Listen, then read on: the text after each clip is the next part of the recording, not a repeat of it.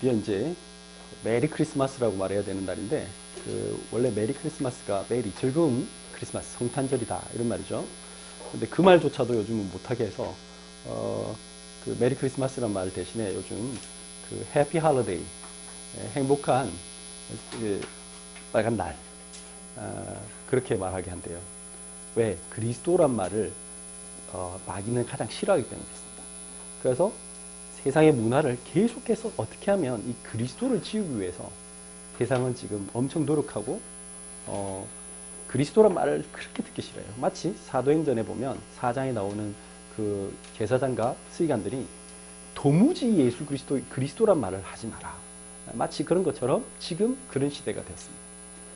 또 이상하게도 지금 코로나가 전 세계 지금 너무 심하게 퍼져서 이제 5명 이상 모이면 신고해라. 지금 방금 그렇게 됐어요. 보상금을 주겠다. 이상하죠. 그래서 사람들이 다 성탄절인데 전혀 성탄 같지 않고 그냥 아니 그렇게 그리스도를 싫어하고 그러면 행복하게 돼야 돼요. 그런데 오히려 더 자기들이 말하는 그런 유토피아 세상이 와야 되는데 유토피아 세상이 아니라 점점 더 어려워지는 시대가 됐어요. 그런데 성경만 그것을 예언해 놨어요. 성경에만 말세가 되면 고통한 때가 이른다. 성경에만 그렇게 나와 있습니다. 아무리 과학이 발전하고 우리가 화성에 가는 혹시 위성을 쏘아 올리고 어떤 일이 있을 때일지라도 암을 정복해도 해결할 수 없는 문제들이 우리에게 온다라는 것을 성경만 얘기하고 있어요. 그게 원인이 뭔지를 알 수가 없어요, 사람들은.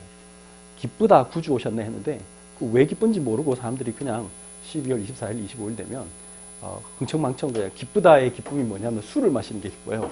친구들을 만나는 게 기쁘고 놀러 가는 게 기쁘고 선물 받는 게 기쁘고 그래 어떤 지역에는 산타 할아버지가 그 선물 막 배달하다가 코로나를 너무 퍼뜨려가지고 그래서 사람들이 이제 어려워졌다 그런 뉴스도 제가 들었습니다. 그러니까 이상하게 그 기쁘다의 개념이 우리하고 전혀 다르고 성경이 말하는 기쁘다하고 너무 다른 거예요. 사람들은 언제 기쁩니까? 돈 벌 때 기분 좋습니다. 돈 엄청 벌면 여러분들이 기쁩니다. 또 여러분들이 높은 자리에 가면 기쁩니다. 또 좋은 집을 사고 좋은 차를 사게 되면 기쁘죠. 그러니까 이제 어떤 소유의 기쁨이 있고요. 또 어떤 것을 남들이 나를 알아주면 기쁘고 인정하면 기쁘고 어떤 뭔가 이제 그런 공통적인 게 뭐냐면 보이는 것이거나 남에 의해서 기뻐하시 그게 기쁜 거라고 생각해요.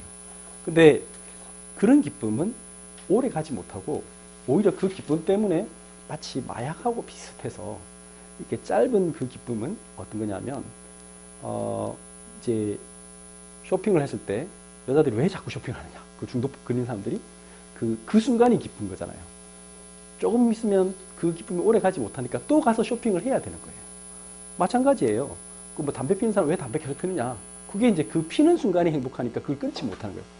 게임하는 애들이 왜 계속 게임하느냐 그 순간이 기쁜 거예요. 성에 중독되든 뭐든 전부 다 똑같아요. 하나같이 오래 가지 못하고 오히려 그것이 나중엔 파멸에 이르게 되는데 그 기쁨을 사람들이 놓지 못하는 상태가 돼요.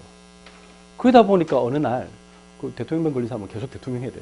그래서 그러니까 독재자가 나오고 이상한 짓을 하는 거죠. 그런 것처럼 이 하나님 떠난 모든 인간에게는 기쁨이라는 기쁨은 대부분 가짜 기쁨이에요. 진짜 기쁨이 아니에요.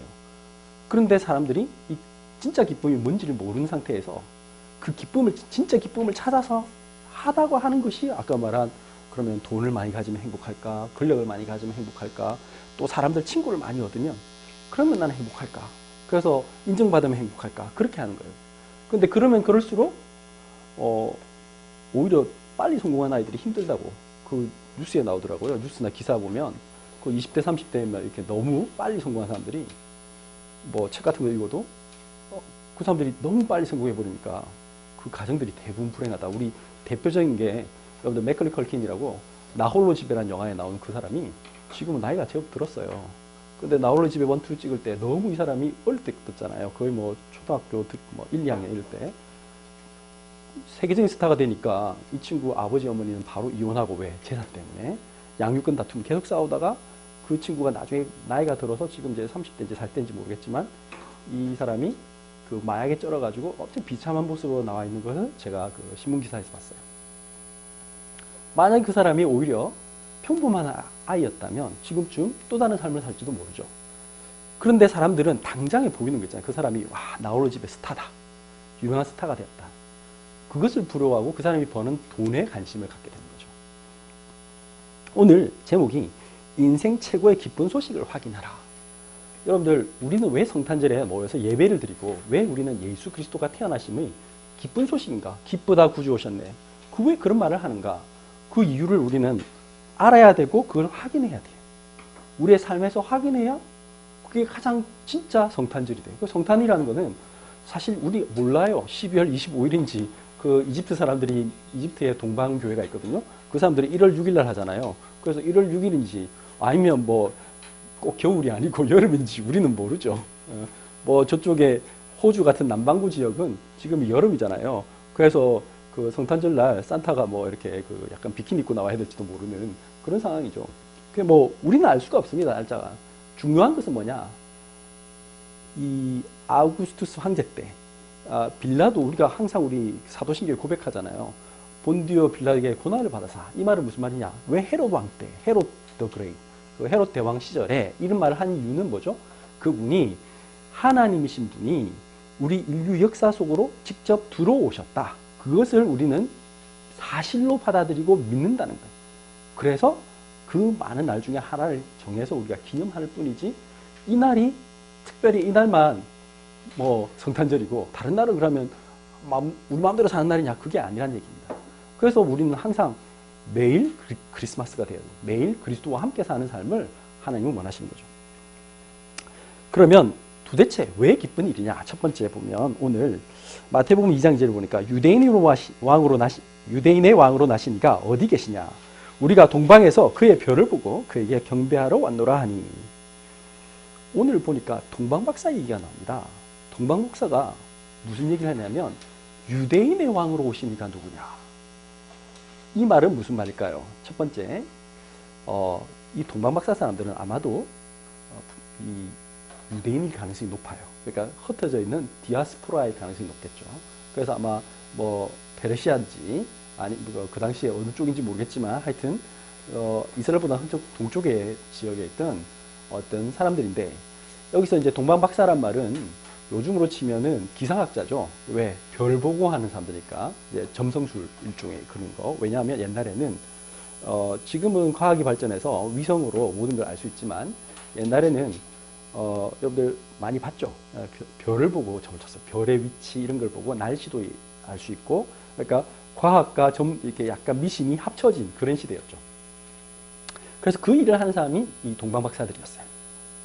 그리고 그 사람들은 많은 사람들 앞에서 이 박사라는 표현을 썼던 이유는 뭔가 이렇게 존경받는 사람이었던 저 사람은 지혜가 있는 사람으로 이제 존경받는 사람이었겠죠. 근데 그 사람들이 유대인의 왕이 오실 거를 믿었던 거예요. 그 말은 무슨 말이죠? 이 언약을 알고 있었던 거예요.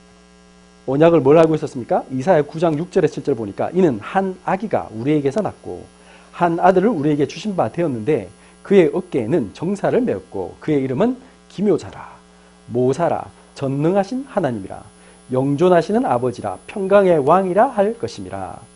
9장 7절입니다. 그 정사와 평강의 더함이 무궁하며 또 다윗의 왕자와 그의 나라에 군림하여 그 나라를 굳게 세우고 지금 이후로 영원히 정의와 공의로 그것을 보존하실 것이라. 만군의 여호와의 열심히 이를 이루시리라. 이 한 아기가 태어날 건데 그분이 왕이 되셨다. 영원토록 다스릴 왕이 오신다.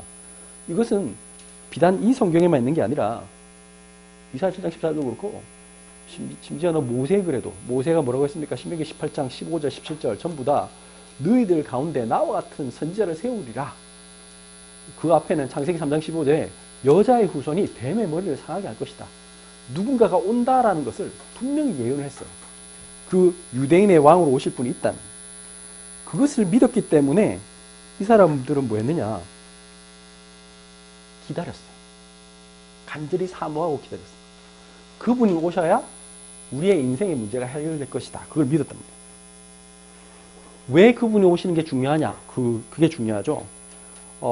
이 아까 우리 읽었던 이사야 9장 6절에 보면 그의 이름은 기묘자라. 이 우리나라 말로는 기묘자. 그러니까 기묘하단 말은 미스테리어스하다. 그런 말이잖아요. 근데 영어 성경에는 이게 어떤 성경에는 원더풀하다. 여러분들 원더 하면 원래 놀라다 이 말이잖아요. 궁금해하고 이게 뭐지 하는 거. 그 원더풀이에요. 모사라. 모사란 말이 영어로 카운셀러란 말이에요. 우리 인생에서 내가 너무 답답하고 그런 게 너무 많은데 그분의 영이 나에게 임하면 나의 모든 것은 그분이 나의 카운셀러 해주실 것이다. 이 말이죠. 전능하신 하나님이라. God Almighty. 하나님은 모든 것을 행하실 수 있는 분이다. 우리가 도저히 해결할 수 없는데 하나님은 우리에게 모든 것을 행하실 수 있도록 능력을 주신다. 이 말이죠. 그분이 와야 우리 삶이 바뀐다는 거예요. 그 전까지는 아까 말한 쇼핑으로 해결 안 되고 내가 높은 자리 가도 해결 안 되고 내가 유명한 락스타가 돼가지고 막 수많은 사람들에게 인정을 받는다 할지라도 결국에는 나의 외로움은 아무도 알아주지 못하고 나에게 오는 영적 문제는 해결할 수 없다는 거예요. 그래서 수많은 스타들이 약물 중독으로 죽고요. 자살을 하고 이상한 짓을 하잖아요. 그리스도가 나신 이 소식이 왜 기쁘냐? 첫 번째로 그 그리스도란 말을 아시죠? 그리스도는 기름 부음 받은 자입니다. 기름 부음 받은 자란 말은 제일 첫 번째 요한에서 3장 8절에 죄를 짓는 자는 마귀에게 속하나니 마귀는 처음부터 범죄함이라. 하나님의 아들이 나타나신 것은 마귀의 일을 멸하려 하심이라. 하나님의 아들이 오신 이유가 뭐냐? 이 세상에 우리를 죄짓게 만들고 우리를 넘어뜨리는 존재가 있다는 거예요. 그 불교나 이런 다른 종교가 나쁘다가 아니라 그 종교들을 하면 종교는 다 좋은 거 아니냐. 언젠가 우리 작은 아들이 사이비에 대해서 이렇게 물으면서 왜 그 종교, 그게 왜 나쁜가 그런 얘기 했지만 사실은 일반 우리가 기성 종교라고 하는 그 종교들은 좋은 거예요. 대부분의 경우는 뭘 하옵니까? 부모님을 효도해라. 국가에 충성해라. 또 가난한 사람을 좀 돌봐줘라. 또 우리가 착하게 살아야 된다. 그런 얘기를 가르치지 기본적인 종교는 이상한 것을 가르쳐주지 않습니다. 다 좋은 거죠. 근데 제일 중요한 게 있어요. 욕심내지 마라. 그래서 우리 무소유 이런 거 주장하시는 불교 이런 거 좋은 말이지만 중요한 건 뭐냐? 이 세상에 사단이란 것이 있는데 사단은 절대로 우리의 내가 아무리 나는 무소유하고 싶어요. 나는 아무리 뭘 하고 싶어요 해도 나는 죄짓고 싶지 않아요 해도 나도 모르게 나를 끌고 가는 힘이 있는 거예요. 그것은 나를 피운다고 해결되는 게 아니에요. 제일 중요한 말이죠. 가장 어려운 말이 그거예요. 나를 비운다고 해서 그게 이제 그 사람들은 그렇게 생각해요. 저는 그래서 아이들에게 이렇게 얘기했어요. 진공 상태가 우리 현실에서는 존재하지 않는다. 과학적으로 비유를 쓰자면 진공 상태가 현실에서는 존재하지 않죠. 마치 컵에 진공을 만들고 싶어서 뭔가 물을 부으면 물이 찰 뿐이지 물이 들어간 만큼 공기가 빠져나오는 거죠. 그런 것 뿐이지 뭔가를 빼면 그 자리에 뭔가가 들어와요. 그게 성경에만 얘기해요. 그게 뭐라고? 사단이에요. 내가 하나님 없다 하는 순간 나는 착하게 살아야지. 나 하나 없어도 돼. 우리 법 없이 살 수 있다는 사람 있잖아요. 그런 분도 있어요. 그런데 웃기는 거는 그분에게 다가오는 요즘처럼 이렇게 코로나 막 해가지고 내가 어떻게 해볼 수 없는 그런 게 와요. 지난번에 그 동일본 대지진처럼 지진 나가지고 막 오잖아요. 그러면 그거는 착한 사람 나쁜 사람 그거 가리지 않아요. 그러나 그때 여러분들 제일 사랑하는 사람을 그때 잃고 여러분들 그러면요 그 충격이라는 게 내가 그래 나는 어쩔 수 없어. 그래 세상은 어차피 life is short 해가지고 인생은 죽는 거야. 그렇게 해도 그 슬픔과 나도 모르게 다가오는 충격을 내가 해결할 수 없어요. 나도 모르게 계속 뭐가 떠오르고 나를 붙잡고 있는데 그걸 내가 어떻게 해볼 수 없다고. 그게 성경에만 얘기한다. 성경에는 사단인 것이 있다. 사단이 우리의 가장 약한 부분을 탁 치고 들어와서 우리에게 공격해서 딱 사로잡는데 사람은 그걸 이길 방법이 없다. 성경에만 얘기해요. 그러니까 그걸 알 수 있는 방법이 뭐예요? 지금도 우리나라에도 지금 몇십만 명이 되는 무당들이 있어요. 30만 명이 훨씬 넘어요. 그 많은 무당들이 있고요. 우리나라만 있는 게 아니라 전 세계에 있잖아요. 그 다음에 정신병 환자가 그렇게 많아요. 그 사람들이 전부 다 하는 말이 나는 이상한 소리를 듣는다. 조현병이라고 하잖아요. 그 사람들이 이름 붙인 거예요. 이제 그거는 전신과에서 내 안에 지금 여러 명이 있다. 그 성경이 진짜 군대 귀신. 성경에 다 얘기하잖아. 그 사람들이 묻지마 살인도 하고 왜 그런 짓을 하는지 모르겠지만 하여튼 그렇게 해요. 그 사람들이 이상하게 왜 뭐 자기도 모르게 나는 남자인데 남자가 좋대요. 그런 식으로 끌려가는 거야. 나도 모르게. 그게 어떤 힘에 의해서 그런 거지. 그 뭐 도박하는 사람 보고 야 너 왜 그렇게 하냐. 뭐 그 게임 빠진 애 보고 야 너 게임 왜 그래 하고 아무리 도둑해도 안 바뀌어. 사정을 해도 안 돼. 앉아가지고 제발 그러지 마라. 엄마가 이렇게 빌게. 너 원래 좋은 아이잖아. 아무리 말해도 안 바뀌어. 그게 뭐라고요? 사단이 잡은 거라. 그거는 어떻게 뭐 잔소리 한다고 좋은 말로 한다고 빈다고 뭐 약물 먹는다고 해결이 안 돼요. 그래서 그걸 해결할 수 있는 분이 오셔야 되는 거예요. 그게 그리스도랍니다. 두 번째, 그게 뭡니까? 그래서 우리 인간이 사단에게 쏘고니까 결론적으로 하게 되는 게 뭐냐? 죄예요, 죄. 로마서 8장 1절 2절 보니까 그러므로 이제 그리스도 예수 안에 있는 자에게는 결코 정죄함이 없나니 이는 그리스도 예수 안에 있는 생명의 성령의 법이 죄와 사망에서 너를 해방하였음이니라. 우리가 그리스도 예수 안에서 해방되지 않으면요 어쩔 수 없어요. 다시 끌려가요. 아니 그리스도인도요? 맞아요. 그렇지 않습니까? 여러분들 내가 예수 믿는다고 해서 죄를 이길 수 있습니까? 여러분들 욕심을 이길 수 있습니까? 여러분들 당장의 현실에서 나도 모르게 나한테 다가오는 문제들이 많은데 그걸 어떻게 합니까? 그래서 그리스도 예수 안에서 하나님의 능력을 항상 공급받아야 돼요. 다시 돌이킬 수 있는 힘을 얻어야 돼요. 넘어져도 다시 일어설 수 있도록 하나님의 능력을 붙잡아야 돼요. 그러지 않고서는 우리는 해결이 안 돼요. 불신자는 말할 것도 없고요. 갈라디아서 5장 1절에 보니까 그리스도께서 우리를 자유롭게 하려고 자유를 주셨으니 그러므로 굳건하게 서서 다시는 종의 멍에를 매지 말라. 이 말씀은 뭡니까? 하나님이 우리가 죄 지을 줄 알고 우리가 멸망받을 줄 알고 로마서 5장 8절에 뭐라고 하셨습니까? 우리가 아직 죄인 되었을 때에 그리스도께서 우리를 위하여 죽으심으로 십자가에서 우리에 대한 자기의 사랑을 확정하셨느니라. 하나님은 긍휼이 너무 많으셔서 우리가 죄 지을 줄 알고 우리에게 다시 그 죄 없다 하시겠다고. 우리가 죄를 안 지어서가 아니라 죄를 지었는데 하나님이 주온과 같을지라도 흰 눈처럼 다 희게 하시겠다. 없다 하시겠다. 성경에 보니까 다 뭐라고 했어요? 믿음의 사람들이 전부 다 그분들이 죄를 안 지어서가 아니라 노아가 여호와의 말씀을 믿으니 그를 의로 여기신지라. 아브라함이 믿으니 그를 의로 여기신지라.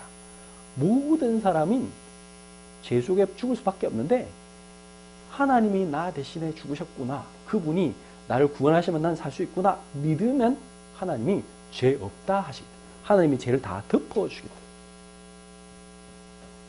그 말이에요. 근데 하나님 떠난 사람들은 뭐냐? 그걸 안 믿는 거예요. 그래서 자기가 지금 상처가 났으면 어떻게 해야 돼요? 치유를 받아야 될 거 아니에요. 그 소독약을 바르고 아파도 소독약을 발라야 돼. 그리고 꾸매고 이렇게 해야 되는데 지금 살이 썩어가고 지금 죽어가는데 나는 안 받을 거예요. 나는 괜찮대요. 그게 지금 이 세상에서 벌어지고 있는 일인 거죠. 그리고 세 번째로 그리스도가 하신 일은 뭡니까? 요한복음 14장 6절 예수께서 이르시되 내가 곧 길이요 진리요 생명이니 나로 말미암지 않고는 아버지께로 올 자가 없느니라. 우리는 도저히 하나님께 나갈 방법이 없어요. 왜? 우린 죄이니까. 우리는 육신의 몸을 가지고 있기 때문에 영이신 하나님을 만날 방법이 없기 때문에 그래서 영이신 하나님이 우리 인간과 소통하려고 우리에게 직접 말씀하시려고 예수라는 사람의 몸을 입고 이 땅에 오신 거예요. 그래서 사도행전 4장 12절은 다른 이로서는 구원을 받을 수 없나니 천하 사람 중에 구원을 받을 만한 다른 이름을 우리에게 주신 일이 없음이라 하였더라. 다른 이름은 구원을 받을 수 없는 거예요. 이 사실을 동방박사들이 믿었다. 믿음의 수많은 사람들이 이 사실을 믿어야 구원받는 거예요. 그래야 그분들이 진짜 기쁘다 구주 오셨나가 된 거예요. 그 전까지는 나이트클럽에서 아무리 흔들어도 그거는 기쁘다가 아니에요. 오히려 거기서 더 허무해. 흔들고 집에 오면 피곤하고 술에 쩔어 있다가 그냥 똑같은 반복이고 오히려 더 삶이 이상해져. 아무리 고급 와인을 먹고 패밀리 레스토랑에 가서 맛있는 음식을 먹어도 집에 가서 막 서로 싸우다가 이혼하면 아무 소용이 없는 거예요. 우리 인생은 그게 전부가 아니라는 거예요. 그래서 기쁜 소식을 어떻게 하겠느냐?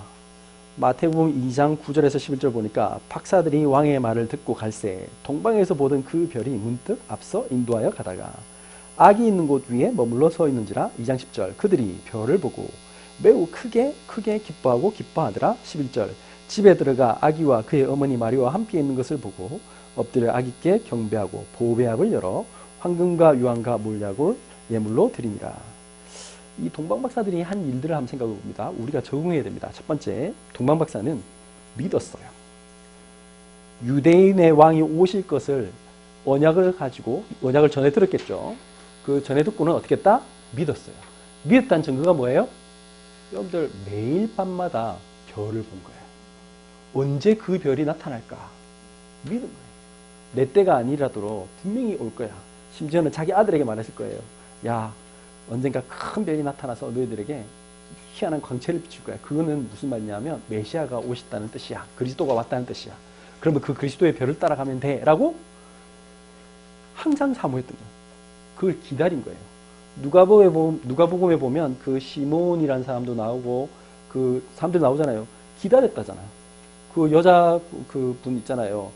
할머니 안나. 그분도 막 엄청 기다렸잖아요.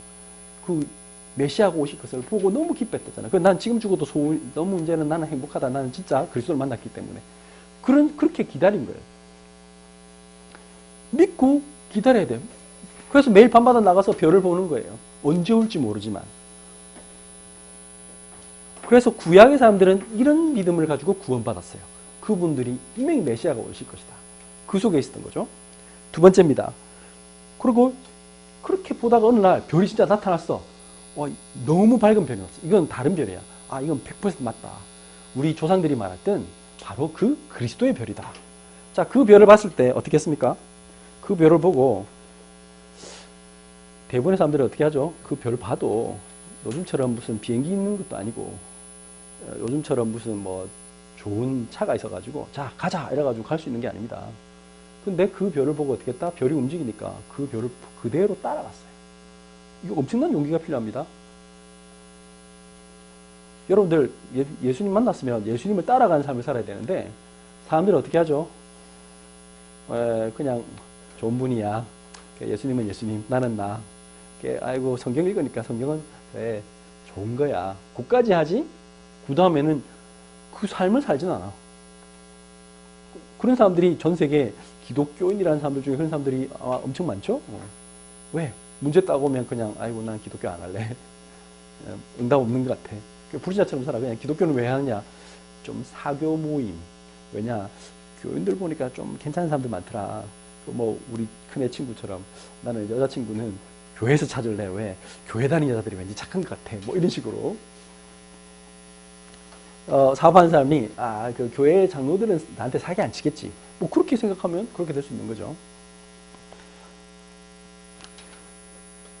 별을 보고 출발했어요.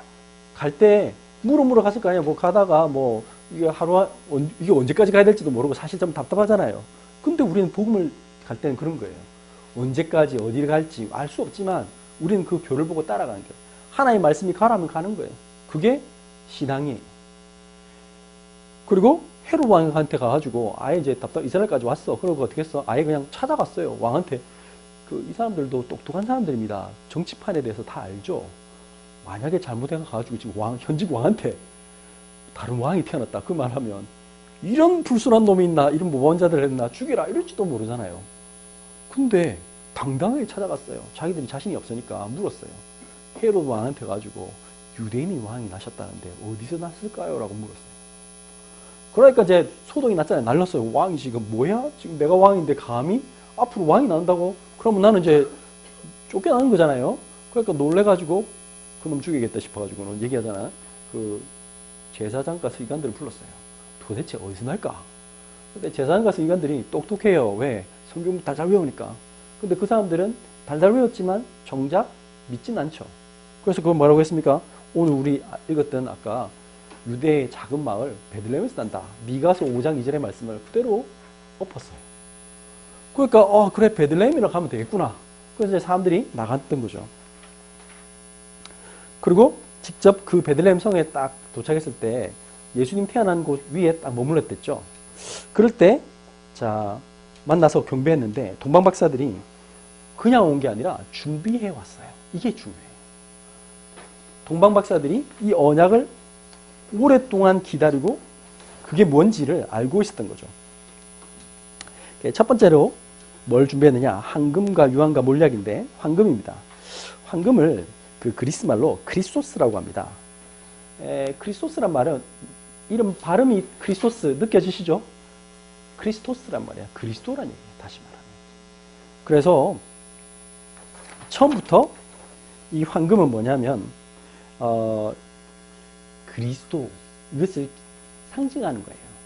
그래서 그리스도가 오실 것이다, 이것을 믿었던 겁니다. 그래서 그분이 그리스도일 것이다, 메시아다, 기름 부은 반사다, 그런 뜻에서 그 아기에게 황금을 드렸다. 두 번째입니다. 유황입니다.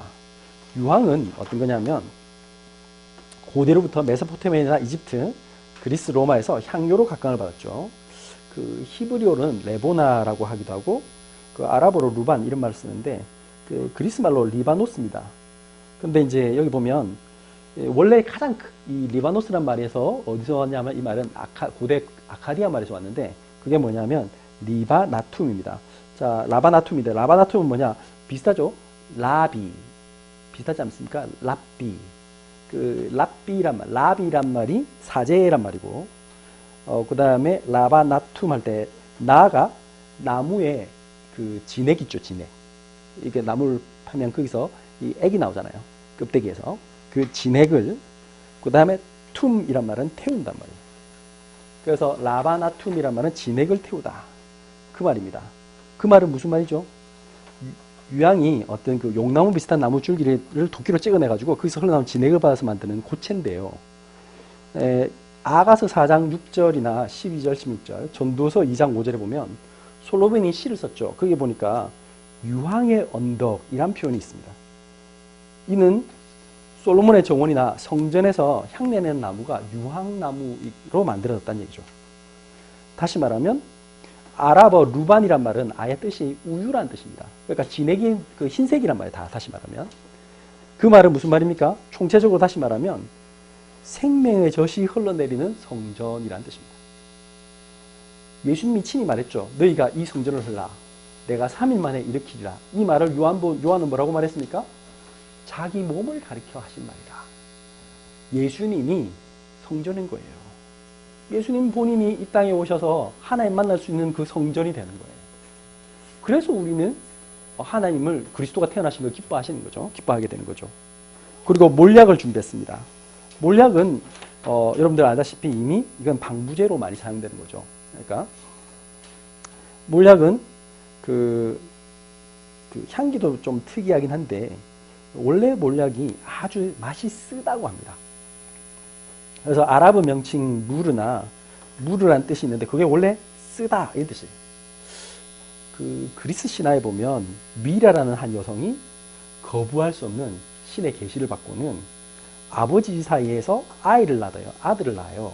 그 아들 이름이 아도니스예요.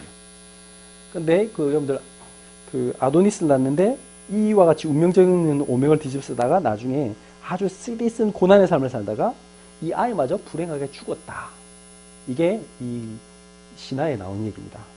또 혹시 보시면 이 아들의 이름이 아도니스입니다. 아도니스를 우리 히브리 말로 고치면 뭐죠? 아도나이입니다. 아도나이가 뭔지 아세요?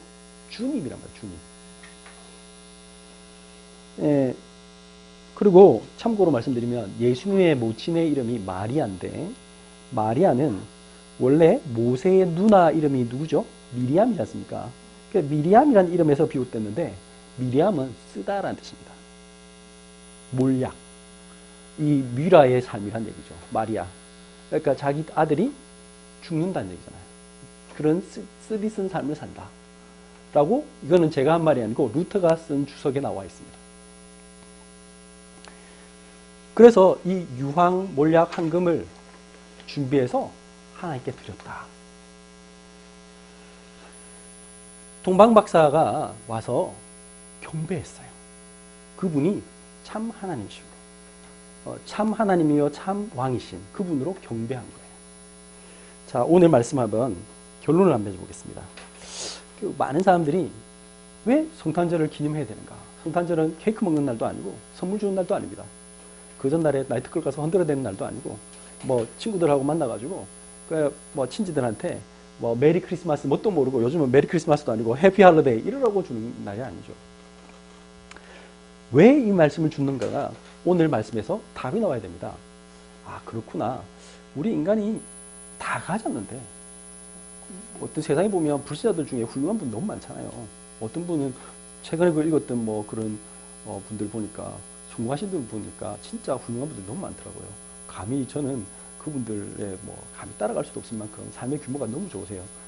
막 운동도 하시고 또 사람들도 너무 배려하시고 그 뭐 성공한 사람이든 가난한 사람이든 누구에든지 관심 가지시고 어떻게 보면 뭐 웬만한 어떤 사람보다도 훌륭해. 그리고 항상 겸손하고 뭔가 잘해 그러면서도 이제 지혜로워서 책도 많이 읽으시고 경제적으로도 성공하시고 뭐 이런 분들이잖아요.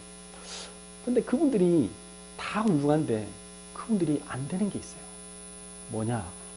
사람들은 그분처럼 되고 싶어 하잖아요. 좋은 모델이에요. 그래서 우리 아이들은 특별히 그런 사람들을 보면서 세상적인 건 배워야 돼요. 그분들의 삶에 배워요. 근데 그분들이 안 되는 게 뭐가 안 되느냐? 그분들이 모르는 게 있어요. 뭐냐? 어느 날 자기들에게 히틀러 같은 사람이 와서 세상을 이렇게 지배하게 되고 이런 이 코로나처럼 전염병이 들고 동일본 대인처럼 재앙이 닥치고 그렇게 되면요. 본인들이 일궈낸 모든 것도 그냥 일순간에 무너질 뿐 아니라 선택을 강요받을 수 있어요. 히틀러처럼 그런 시대가 되면 강요돼요. 자, 너는 내 편에 설래? 아니, 너는 내 편에 서서 너는 저런 나쁜 짓을 같이 할래? 아니면은 너는 나에게 죽을래? 세상은 그런 시대예요. 여러분들 세상을 살아가다 보면 제가 이 얘기를 왜 하느냐? 사단이 있다는 거예요. 사단이 반드시 그렇게 강요해요. 왜? 세상은요, 이익을 쫓아가거든요. 그리고 세상은 점점점 어려워지면요, 나중에는 사람들이 처음에는 통제할 수 있다고 생각하는데 어느 날 통제 안 되는 상황이 돼요. 지금도 눈에 보이지 않는 사실은 전쟁은 있어요. 영적 전쟁, 경제 전쟁 다 있어요. 그 속에서요, 여러분들이 강요당해요. 선택을 강요당할 수밖에 없어요. 나는 안 할래요. 나는 그냥 착하게 살래요. 안 돼요.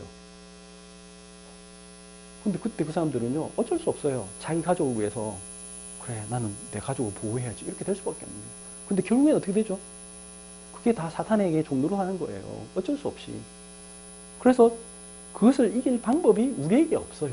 그래서 우리는 그리스도 믿는 거예요. 그것 때문에 고통이 찾아오고 저주가 찾아오고 나도 모르게 죄 속에 들어갈 수밖에 없다는 걸 사람들은 몰라요. 그리고 대다수 그런 훌륭한 분들은 그렇다 치고 대다수의 훌륭하지 않는 모든 분들은 어떻죠? 그냥 무기력하고 무능력하고 아니면은 엄청 사악한 방법으로 뭐 돈을 벌려고 권력을 잡으려고 온갖 방법을 다 하다가 스스로 악속에 무너지고 죽어가요. 근데 결론은 똑같아. 이러나 저러나 하나님 앞에서는 죄인이야. 결국에는 지옥 가야 돼. 선택의 여지가 없어요. 하나님 없다는 데는 어떻게 방법이 없어요. 그래서 하나님이 우리에게 너무나 안타까우셔서 우리에게 구원하시려고 우리를 그분들을 하나님께서 건져내시려고 그 속에서 잊지 말라고 그리스도를 보내신다. 오늘이 바로 그날입니다. 여러분들이 마음속에 그러면 나는 뭐 어떻게 살아야 될까 한번 고민해 보세요. 동방박사들 얘기를 들으면서 그 어릴 때 맨날 연극하는 그것만 생각하지 말고 내 삶에서 어떻게 이걸 할 것인가 고민해야 돼요. 첫 번째, 복음을 믿고 확인하고 도전해야 돼요. 동방박사들처럼 여러분들 매일 확인하세요. 매일 별을 보세요. 별을 보란 말은 무슨 말이냐? 하나님이 나와 함께 하실 것을 반드시 믿으란 말이에요. 하나님 반드시 보내실 것을 믿으세요. 여러분들을 반드시 구원하시고 여러분들을 쓰실 것을 믿으세요. 두 번째, 여러분들이 하나님이 여러분들이 어떤 말씀을 주시면 내 안에 딱 부딪혀 오는 게 있잖아요. 하나님은 나에게 이걸 원하신다. 그게 부딪혀 오면 그걸 믿고 출발하세요. 도전하세요. 그리고 세 번째, 이 그리스도의 앞에서 내가 쓰임받을 수 있는 내가 하나님께 드릴 유황과 몰약과 황금을 준비해야 돼요. 여러분들 그걸 준비하지 않고서 정작 예수님 만났는데 드릴 게 없어. 그러면 안 되겠죠. 하나님이 가장 원하시는 거 있잖아요. 하나님은 반드시 우리를 통해서 쓰시고자 하는 게 있는데 그걸 내가 지금 준비 안 하고 그냥 언젠간 되겠지. 그러면 안 돼요. 준비해야 돼요. 사도행전에 베드로가 진짜 그걸 믿고 어떻게 했어요? 3장에 보니까 하나님이 반드시 우리를 쓰실 것이다. 너희는 땅 끝까지는 내 증인 될 거다 믿었기 때문에 매일같이 뭐 갔어요? 3장 1절에 보니까 베드로와 요한이 제9시 기도 시간에 성전에 올라갈 때 뭐 했던 거예요? 그때는 지금 전도운동 안 해놨어요. 근데도 그냥 계속 가는 거야. 마치 이 동방박사들처럼 매일 별 보듯이 매일 정해놓고 시간 정해놓고 제9시 기도 시간에 올라갔어요. 그러다가 어느 날 나에게 탁 말씀이 임한 거야. 딱 본 거야. 마치 동방박사들이 별을 본 것처럼 갑자기 성전 미문에 앉아있던, 옛날에는 맨날 있었는데 안 보이던 그 미문에 앉은 거지가 보인 거예요. 그래서 뭐라고 했어요? 담대함이 생겼잖아요. 바로 어떻게 했어요? 나에게 은과 금은 나에게 없어도 나사렛 예수 이름을 명하니 너 일어나 걸어라. 그랬더니 당겼더니 일어났어요. 그건 이제 하나님 역사하신 거죠. 그 역사하실 때 나에게 메시지가 있어야 돼. 수많은 사람들이 막 기뻐하는데 지금 베드로와 요한은, 베드로가 메시지가 있었죠. 유한과 몰약과 한금이 있었단 말이에요. 뭐라고 했습니까? 제일 중요한 말 했잖아요. 사도행전 4장 12절. 다른 이름은 구원을 받을 수 있는 이름이 하나도 없다. 예수 그리스도만이, 너희가 죽인 그 예수 그리스도가 그리스도다. 참 왕이시고 참 그리스도다. 그 얘기를 메시지를 선포했던 거예요. 그랬더니 어떻게 됐습니까? 수많은 사람들이 와서 회개하고 변했죠. 우리도 마찬가지입니다. 이 삶을 살아야 돼. 그게 성탄의 참된 의미입니다. 오늘 말씀처럼 복음을 확인하고 믿고 우리는 그 현장에서 하나님께 들을 수 있는 걸 준비해야 돼. 자, 보니까 사도행전 4장 29절에 30절 그들이 다 같이 모여서 기도했습니다. 이 베드로의 설교를 듣고 나서 다 같이 기도했죠. 성도들이 뭐라고 했습니까? 주여, 같이 읽습니다. 29절 30절 주여 이제도 그들의 위협함을 굽어보시옵고 또 종들로 하여금 담대히 하나님의 말씀을 전하게 하여 주시오며 손을 내밀어 병을 낫게 하시옵고 표적과 기사가 거룩한 종 예수의 이름으로 이루어지게 하옵소서 하더라. 아멘. 이게 기도 제목이에요. 이해하시겠죠? 이렇게 기도해야 돼요. 하나님이 그리스도를 보내셨으니까 이제 그 그리스도를 못 믿게 사람들이 막 위협하죠. 그 위협을 감압고 하나님 굽어보시고 종들로 하여금 담대히 하나님의 말씀을 전하게 하옵소서. 또 우리가 손을 내밀어, 그들이 위협하지만 사실은 병들었거든요. 그 손을 내밀어 병을 낫게 하시옵고 표적과 기사가 거룩한 종 주 예수 이름으로 이루어지게 하옵소서. 이렇게 기도하는 거예요. 그리고는 어떻게 했어요? 삶을 살았어요. 그렇게. 어떻게 했어요? 31절 32절 같이 읽습니다. 비기를 다음에 모인 곳이 진동하느니 무리가 다 성령이 충만하여 담대히 하나님의 말씀을 전하니라. 믿는 무리가 한 마음과 한 뜻이 되어 모든 물건을 서로 통용하고 자기 재물을 조금이라도 자기 것이라 하는 이가 하나도 없더라. 이렇게 사는 거예요. 이게 하나님이 원하시는 삶이에요. 그게 참된 성탄의 의미죠. 내가 그리스도를 위해서 나는 살겠다. 이 세상의 것과 다른, 이 세상의 삶과 다른 삶을 사는 것. 그게 그리스도의 삶입니다. 그게 동방박사들의 삶입니다. 그들이 내 인생의 참된 의미를 발견하고 사는 거죠. 오늘 말씀 성탄절 예배입니다. 하나님이 매일을 이런 삶을 살도록 우리에게 그리스도를 보내셨습니다. 근데 이렇게 조금씩 살아가는데요. 증거는 하나님 주신 거예요. 마치 아까 하나님 예수의 이름으로 하나님이 기적과 기사를 이루실 거예요. 왜? 살아계신 하나님 그리스도라는 증거를 주실 거예요. 확실해요. 그래야 우리가 그들을 살리죠. 그거는 여러분들이 걱정할 거 없고 매일매일 이렇게 준비하고 도전하면요. 하나님 반드시 우리를 통해서 이 세계를 살리도록 인도하실 겁니다. 기도하겠습니다. 하나님 감사합니다. 하나님 우리에게 동방박사처럼 하나님 날마다 그리스도를 사모하며 그 그리스도의 별을 기다리는 믿음을 허락하여 주옵소서. 그 별이 왔을 때 우리는 담대히 하나님의 말씀을 언약으로 잡고 하나님 도전하게 하여 주옵소서.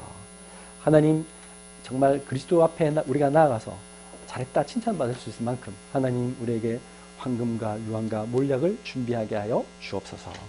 이 시대에 많은 사람들이 이 복음 한 번도 듣지 못하고 죽어가는 이 시대, 그리스도가 없다고 주장하는 시대, 하나님 만들어진 신이라고 주장하는 이 시대에 오히려 그것 때문에 수많은 사람들이 지금 정신병과 하나님 전쟁과 수많은 재앙과 저주 속에 죽어가는 이 시대입니다. 하나님 그들을 살리고 하나님 살아계신 하나님으로 그들을 치유하게 하여 주옵소서. 예수 그리스도 이름으로 기도드렸습니다. 아멘.